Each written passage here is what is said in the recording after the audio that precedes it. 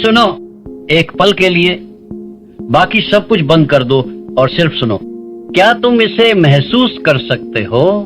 ये एक गूंज है, एक कंपन, हर तरफ से आता हुआ एक दबाव।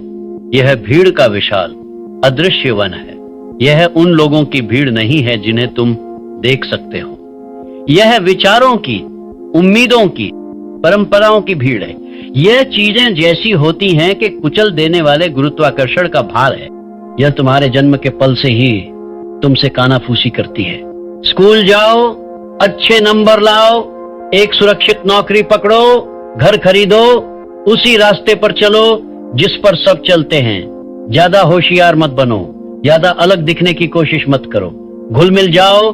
यह औसत की लोरी है जिसे उन अरबों लोगों की भी गा रही है जिन्होंने अपनी आत्मा की पुकार के ऊपर आराम को चुना, अपनी संप्रभुता के ऊपर सुरक्षा को चुना। वे एक साथ चलते हैं। एक विशाल स्लेटी रंग की नदी जो ठीक ठाक है कि समुद्र की ओर बह रही है।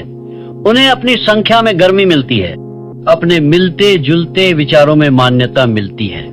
वे एक ही बर देखते हैं, एक ही चुटकुलों पर हंसते हैं और एक ही डर से कांपते हैं। वे अनुमान के योग्य हैं, वे नियंत्रण के योग्य हैं और वे धीरे धीरे चुपचाप खतरनाक रूप से घुल रहे हैं। अपनी वैयक्तिकता की धार खो रहे हैं जब तक कि वे उस आदिम निराकार द्रव्यमान का हिस्सा न बन जाएं। और तुम उस दबाव को महसूस करते हो।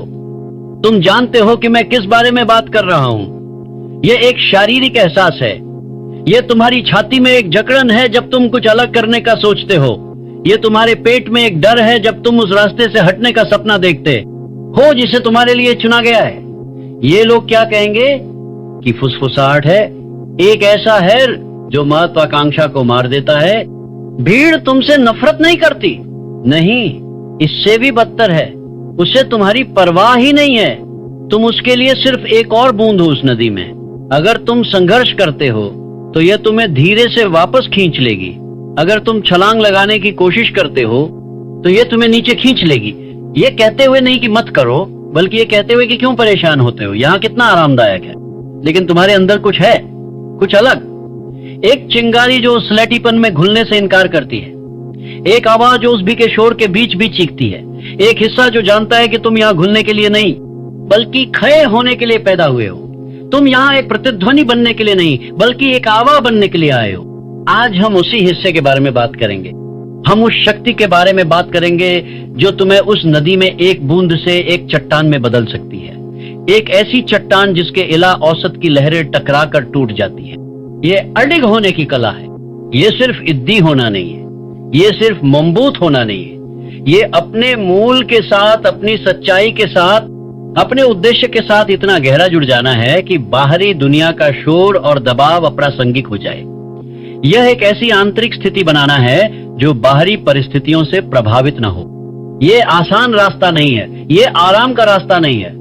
ये एक ऐसा रास्ता है जिसके लिए तुम्हें उस भीड़ की गर्मजोशी को छोड़ना होगा और जानबूझकर एकांत की ठंड को चुनना होगा, क्योंकि महानता भी में नहीं गगी जाती, ये हमेशा एकांत में गगी जाती है। यह वह जगह है जहां तुम उद से मिलते हो, वह जगह जहां तुम तय करते हो कि तुम कौन हो, बजाय इसके कि दुनिया तुम्हें बताए कि तुम्हें कौन होना चाहिए। तो सवाल यह है, क्या तुम उस स्लेटी नदी में घुल जाना चाहते हो या क्या तुम उस चट्टान की तरह खड़े होने के लिए तैयार हो? क्या तुम उस शोर का हिस्सा बनना चाहते हो या तुम उस खामोशी को सुनने के लिए तैयार हो जहां तुम्हारी असली आवाज रहती है? ये यात्रा बाहर से शुरू नहीं होती, ये तुम्हारे अंदर बहुत गहरे में शुरू होती है। ये उस जगह से शुरू होती है जिसे तुम अपना दिमाग कहते हो। तुम्हारा दिमाग एक युद्ध का मैदान है और अभी उस पर भी ने बा कर रखा है। उनके विचार, उनके डर, उनकी सीमाएं, वे तुम्हारे दिमाग की दीवारों पर पोस्टर की तरह चिपके हुए हैं। वे तुम्हारे अपने विचार होने का नाटक करते हैं, लेकिन वे नहीं हैं, वे उधार लिए गए हैं, वे सेकंड हैंड विश्वास हैं। अडिग बनने का पहला दम है अपने दिमाग की संप्रभुता का दावा करना, ये घोषणा करना कि ये मीन तुम्हारी है और केवल तुम ही तय करोगे कि यहाँ क्या उगेगा। ये एक मानसिक क्रांति है। तुम्हें एक गेटकीपर बनना होगा जो हर आने जाने वाले विचार पर सवाल उठाए। जब कोई विचार तुम्हारे दिमाग में आए मैं ये नहीं कर सकता। रुको, उससे पूछो, क्या यह सच में मेरा विचार है या यह उन लोगों की आवाह है जिन्होंने कभी कोशिश ही नहीं की? जब कोई डर सामने आए, अगर मैं असफल हो गया तो रुको, उससे पूछो, क्या यह एक वास्तविक तरह है या यह भी का डर है जो मुझ पर थोपा गया है ताकि मैं तार में बना रहूं? यह एक अथक प्रक्रिया है। ये अपने दिमाग के बगीचे से जंगली घास को लगातार उखा फेंकने जैसा है, और जब तुम इस घास को सार कर दोगे तो तुम्हें एक गाली उपजाऊ मीन मिलेगी। अब तुम उस पर क्या बोओगे? तुम यहाँ पर विश्वास का बीज बोते हो, और मैं उम्मीद या आशा की बात नहीं कर रहा। विश्वास कोई लॉटरी का टिकट नहीं है कि शायद तुम जीत जाओगे। विश्वास एक हथौड़ा है। यह वास्तविकता को अपनी इच्छा के अनुसार आकार देने का एक उपकरण है। यह एक निर्णय है। यह उस परिणाम को देखने की क्षमता है जिसकी तुम इच्छा रखते हो, इससे पहले कि उसका कोई भौतिक प्रमाण मौजूद हो। राइट बंधुओं को देखो, जब वे अपनी कार्यशाला में उस अजीबोगरीब मशीन पर काम कर रहे थे तो भी ने क्या देखा? दो साइकिल मैकेनिक जो एक असंभव सपने के पीछे अपना समय और पैसा बर्बाद कर रहे थे। उन्होंने उपहास किया, मार्क उड़ाया, क्योंकि भी केवल वही देख सकती है जो पहले से मौजूद है।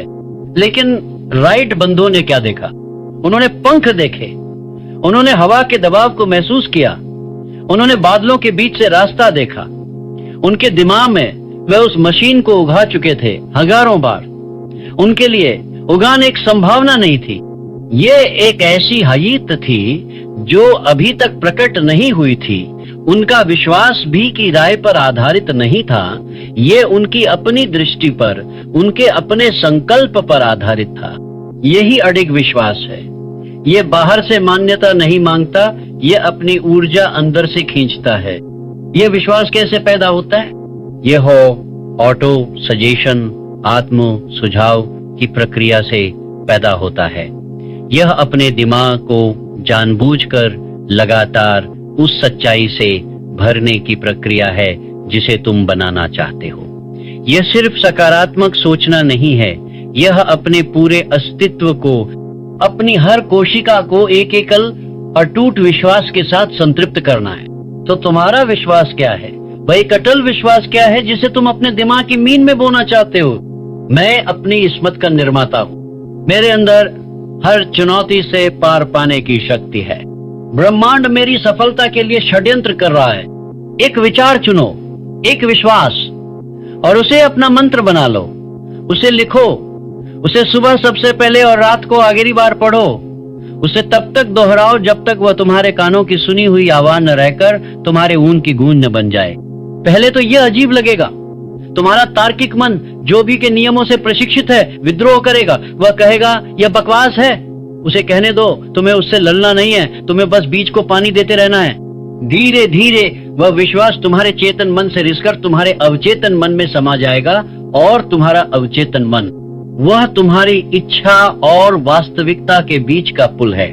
जब वह किसी विश्वास को स्वीकार कर लेता है तो वह उसे सच करने के लिए हर संभव तरीके से काम करता है। वह तुम्हें ऐसे विचार देगा, ऐसे लोगों से मिलाएगा और ऐसी परिस्थितियां पैदा करेगा जो तुम्हारे विश्वास के साथ संरेखित हो। यह जादू नहीं है, यह तुम्हारे दिमाग का विज्ञान है। भी अपने दिमाग को बाहरी दुनिया की राय से नियंत्रित होने देती है। अडिग व्यक्ति अपने दिमाग को अपनी चुनी हुई मान्यताओं से नियंत्रित करता है, लेकिन सिर्फ एक मजबूत दिमाग और एक अटूट विश्वासी काजी नहीं है।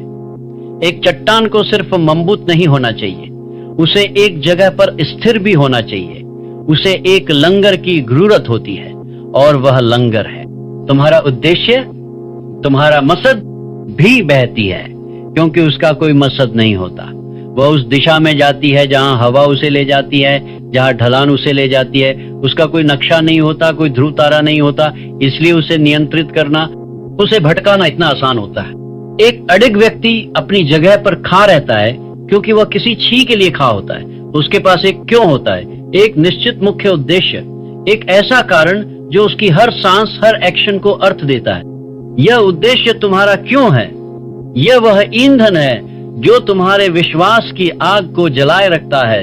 जब संदेह की बारिश होती है और आलोचना के तूफान आते हैं तो यही उद्देश्य तुम्हें गर्म रखता है। तुम्हारा उद्देश्य क्या है? और मैं नौकरी या करियर की बात नहीं कर रहा, मैं उस गहरी रूहानी पुकार की बात कर रहा हूं। वह क्या चीज है जिसे करने के लिए तुम इस धरती पर आए हो? वह कौन सा प्रभाव है जो तुम पीछे छोड़ना चाहते हो? वह कौन सी समस्या है जिसे हल करने के लिए तुम पैदा हुए हो? ये एक बड़ा सवाल है और इसका जवाब तुम्हें भी में नहीं मिलेगा। इसका जवाब तुम्हें खामोशी में, एकांत में, अपने भीतर गहराई से झांकने पर मिलेगा। शायद तुम्हारा उद्देश्य कला के माध्यम से सुंदरता बनाना है, शायद यह दूसरों को सिखाना और सशक्त बनाना है, शायद ये एक ऐसा व्यवसाय बनाना है जो लोगों के जीवन को आसान बनाए, शायद ये बस एक बेहतर, ज्यादा जागरूक इंसान बनना है। जो भी हो उसे ढूंढो और एक बार जब तुम उसे ढूंढ लो तो उसे एक कागज के टुकड़े पर लिखो। उसे जितना हो सके उतना स्पष्ट रूप से लिखो। अपने उद्देश्य का एक बयान तैयार करो। उदाहरण के लिए, मेरा जीवन का उद्देश्य अपनी आवाज और कला का उपयोग करके उन लोगों को आशा और शक्ति देना है जो खोया हुआ महसूस करते हैं। जब तुम इसे लिखते हो तो कुछ शक्तिशाली होता है। तुम एक स्पष्ट भावना को एक ठोस रूप देते हो। तुम अपने अवचेतन मन को एक स्पष्ट निर्देश देते हो।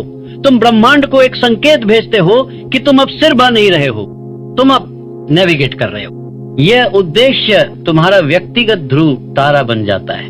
जब दुनिया तुम्हें हर अलग अलग दिशाओं में खींचने की कोशिश करती है, तुम अपने उद्देश्य को देखते हो।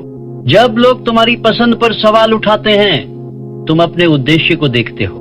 जब तुम थक जाते हो और हार मानने का मन करता है, तुम अपने उद्देश्य को देखते हो। ये तुम्हें केंद्रित रखता है, ये तुम्हें अनुशासित रखता है, ये तुम्हें याद दिलाता है कि तुम जो कर रहे हो वो क्यों मायने रखता है। एंड्रयू कार्नेगी सिर्फ स्टील नहीं बना रहे थे, वे एक औद्योगिक साम्राज्य का निर्माण कर रहे थे जो राष्ट्रों को जोएगा। उनका उद्देश्य स्टील से कहीं ज्यादा बड़ा था। थॉमस एडिसन सिर्फ एक बल्ब नहीं बना रहे थे, वे दुनिया को अंधेरे से बाहर ला रहे थे। उनका उद्देश्य उस छोटे से कांच के गोले से कहीं ज्यादा बड़ा था। एक उद्देश्य के बिना तुम्हारा विश्वास अंधा है और तुम्हारा दिमाग दिशाहीन है। तुम्हारा उद्देश्य तुम्हारे विश्वास को दिशा देता है और तुम्हारे दिमाग को एक मिशन देता है। यह वह गोंद है जो तुम्हारी अडिगता को एक साथ जोता है। अब तुम्हारे पास एक फौलादी दिमाग है, एक अटूट विश्वास है और एक क्रिस्टल क्लियर उद्देश्य है। तुमने अंदर से खुद को एक किले की तरह मजबूत कर लिया है। लेकिन एक किला बेकार है अगर वह हमेशा अपने दरवाजे बंद रखे। उसे दुनिया के साथ बातचीत करनी पड़ती है, उसे कर्म के क्षेत्र में उतरना पड़ता है। यहीं पर अनुशासन और कर्म की भूमिका आती है। यह वह जगह है जहां तुम्हारी आंतरिक अडिगता बाहरी दुनिया में प्रकट होती है। यह वह पुल है जो तुम्हारे सपनों और तुम्हारी हकीकत को जोड़ता है। अनुशासन वह शब्द है जिससे भी नरक करती है। वे इसे एक जेल के रूप में देखते हैं, एक शाह के रूप में, लेकिन अडिग व्यक्ति अनुशासन को आजादी के रूप में देखता है। यह तुम्हारे मूड का गुलाम होने से आजादी है, यह तुम्हारे आवेगों का गुलाम होने से आजादी है, यह उस तात्कालिक संतुष्टि की इच्छा का गुलाम होने से आजादी है जो तुम्हें तुम्हारे बड़े लक्ष्यों से दूर ले जाती है। अनुशासन वह प्रणाली है जो तुम्हारे उद्देश्य को दैनिक, साप्ताहिक, मासिक आदतों में बदल देती है। यह वह संरचना है जो तुम्हारे सपनों को एक ठोस योजना में बदल देती है। भी प्रेरणा का इंतजार करती है। वे कार्रवाई करने के लिए सही महसूस होने का इंतजार करते हैं, लेकिन प्रेरणा एक चंचल मेहमान है। ये आती है और चली जाती है। अडिग व्यक्ति प्रेरणा पर निर्भर नहीं रहता, वह अनुशासन पर निर्भर रहता है। वह जानता है कि असली काम उन दिनों में होता है जब काम करने का बिल्कुल मन नहीं होता। जिस दिन बारिश हो रही है और तुम्हारा बिस्तर गर्म और आरामदायक है, लेकिन तुम फिर भी उठकर दौड़ने जाते हो। उस दिन तुम सिर्फ अपनी शारीरिक सहन शक्ति का निर्माण नहीं कर रहे हो, तुम अपने संकल्प की मांसपेशी का निर्माण कर रहे हो। तुम अपने दिमाग को यह संदेश भेज रहे हो कि मालिक कौन है।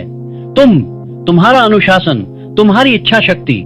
अनुशासन तुम्हारे उद्देश्य को छोटे छोटे प्रबंधनीय टुकड़ों में तोड़ने की क्षमता है। तुम एक दिन में एक साम्राज्य का निर्माण नहीं कर सकते, लेकिन तुम आज एक ईंट रख सकते हो और कल एक और उसके अगले दिन एक और। अनुशासन यह समझने की कला है कि महान उपलब्धियां किसी एक बड़े कारनामे का परिणाम नहीं होती, बल्कि हारों छोटे लगातार किए गए अनुशासित कर्मों का योग होती हैं। तो अपनी दिनचर्या को देखो, अपने रोजमर्रा के कामों को देखो, क्या वे तुम्हें तुम्हारे उद्देश्य के करीब ला रहे हैं या तुम्हें उससे दूर ले जा रहे हैं? वो 30 मिनट जो तुम सोशल मीडिया पर बिताते हो, क्या उसे उस किताब को पढ़ने में लगाया जा सकता है जो तुम्हें एक नया कौशल सिखाएगी? वह 1 घंटा जो तुम व्यर्थ की गपशप में बिताते हो, क्या उसे उस प्रोजेक्ट पर काम करने में लगाया जा सकता है जिसे तुम महीनों से टाल रहे हो? भी आराम की तलाश में रहती है, वह प्रतिरोध से बचती है, वह उस रास्ते पर चलती है जिस पर सबसे कम रुकावट हो। अडिग व्यक्ति जानबूझकर प्रतिरोध की तलाश करता है।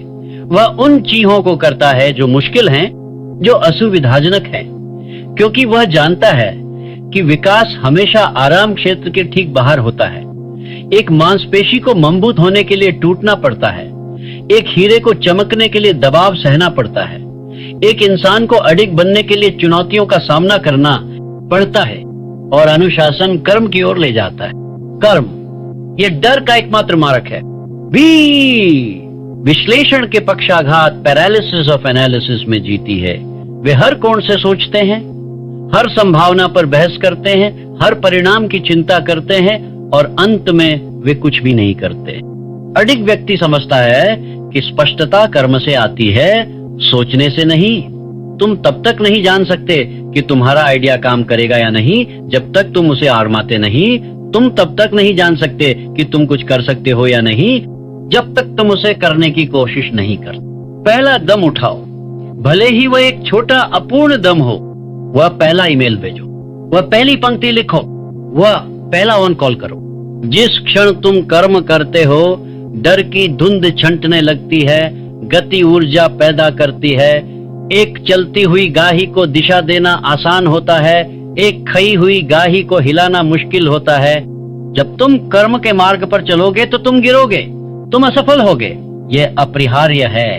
और यहीं पर तुम्हारी अडिगता की असली परीक्षा होती है। भी के लिए असफलता एक पूर्ण विराम है। ये एक संकेत है कि उन्हें रुक जाना चाहिए, कि वे सही नहीं थे। ये शर्मिंदगी का स्रोत है। अडिग व्यक्ति के लिए असफलता सिर्फ डेटा है, यह फीडबैक है, यह एक सब है जो तुम्हें सिखाता है कि क्या काम नहीं करता। एडिसन ने जब बल्ब बनाने की कोशिश की तो वे 10,000 बार असफल नहीं हुए। उन्होंने 10,000 ऐसे तरीके खोजे जो काम नहीं करते थे। हर असफलता उन्हें सफलता के एक दम और ग्रीब ला रही थी। उनका संकल्प हर असफल प्रयोग के साथ कम नहीं बल्कि और मजबूत हो रहा था, क्योंकि उनका ध्यान परिणाम पर नहीं, प्रक्रिया पर था। उनका उद्देश्य इतना शक्तिशाली था कि छोटी मोटी असफलताएं उसे हिला नहीं सकती थी। तुम्हें लचीलापन विकसित करना होगा। यह फिर से उठ खड़े होने की क्षमता है। हर बार जब तुम गिरते हो, पहले से ज्यादा मजबूत और ज्यादा समझदार बनकर। यह एक आंतरिक किला बनाने जैसा है। बाहर आलोचना और हार के तूफान आ सकते हैं, लेकिन तुम्हारे किले के अंदर तुम शांत हो, केंद्रित हो और सीख रहे हो। इस लचीलेपन को बनाने का एक शक्तिशाली तरीका है कृतज्ञता, ग्रेटिट्यूड का अभ्यास करना। भी हमेशा उस पर ध्यान केंद्रित करती है जो उसके पास नहीं है। वह हमेशा शिकायत करती है, ईर्ष्या करती है, उनकी ऊर्जा कमी की ऊर्जा है। एडिग व्यक्ति जानबूझकर अपना ध्यान उस पर केंद्रित करता है जो उसके पास पहले से है। तुम्हारी सांसें, तुम्हारा स्वस्थ शरीर, वह छत जो तुम्हारे सर पर है, वह एक दोस्त जो तुम पर विश्वास करता है, वह सब जो तुमने अपनी पिछली लतियों से सीखा है। जब तुम कृतज्ञता के स्थान से काम करते हो तो तुम एक शक्ति के स्थान से काम करते हो। तुम ब्रह्मांड को यह संकेत देते हो कि तुम भरे पूरे हो, अभाव में नहीं।